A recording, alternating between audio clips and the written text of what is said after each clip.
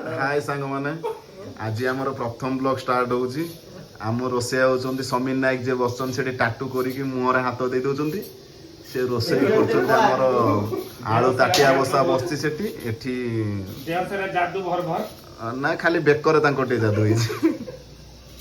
एठी बबल बारिकी बसचंती से जे कि पुटल रु एबे चुपा छडौचंती जोटा कि पोटल भजा बोधे हम आम बांग्लोर गोटे छोट पिजी रे रोचु पिजी खाया भल लगुनि